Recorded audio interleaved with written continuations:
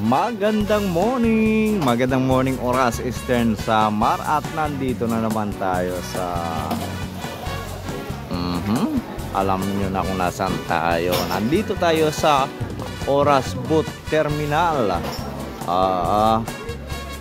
Ang ganda na, pero wala pa, hindi pa nakalagay yung malalaking TV na ilalagay dyan para may napapanood yung mga nandito sa boat terminal. Diba ang ganda na dito. Ang daming namamasyal dito, daming nagkakape at kung bumibili ng mga pagkain dito sa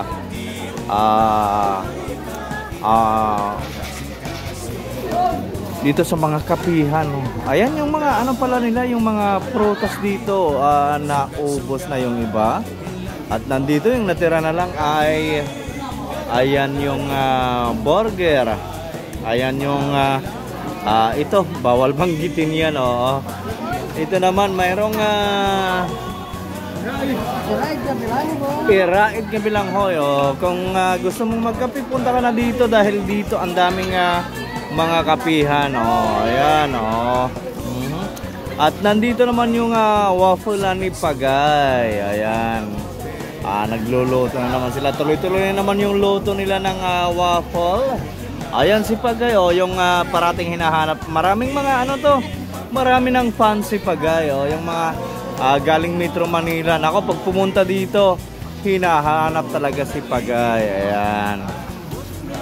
Diba? Ayan, daming mga nagdadatingan ng mga bus mula sa bus ano ba yan? Mga bangka mula sa Panalogon.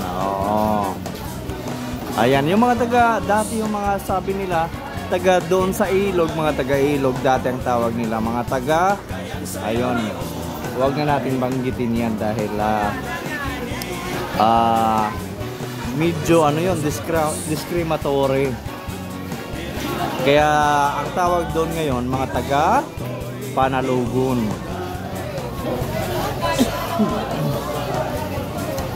Ayan, dito naman may tindahan, pero nako, mababago yan.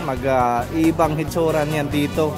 Magiging parang sa mall na na tindahan ng mga kanin, tindahan ng mga kung anong makakain. Ayan yung Iraid na naman yung nandito.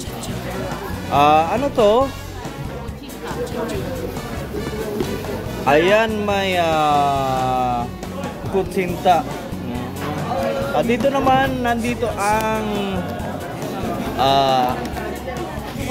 Chocomoron. Malalaki to Isa, dalawa, tatlo, apat, limang pulgada yan. Mahaba-haba. Pag mahaba daw, masarap. Ayan yung nagluto niyan. Ito naman yung alisoso. Yung masarap yung kakanin lang niya. Ewan. Basta. Ayan, daming tao ngayon dito. At saka kung gusto mo naman kumain,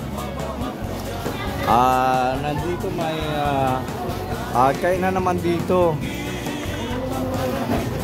Ayan, yung kainan ni Tapurao. Punong-puno yan parati dito pag umaga.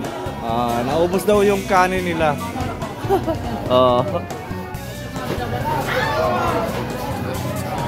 Ayan. Lingon muna tayo. So ganito po karami yung tao na nandito ngayon sa boat terminal ng Oras Eastern Samar. At ayan po, ayan yung nababanggit sa kanta ni Manoroy, yung mahabang pinaka footwork para sa mga taga-ilog or taga-dagat. Ayan, may dumarating na naman. Punong-puno.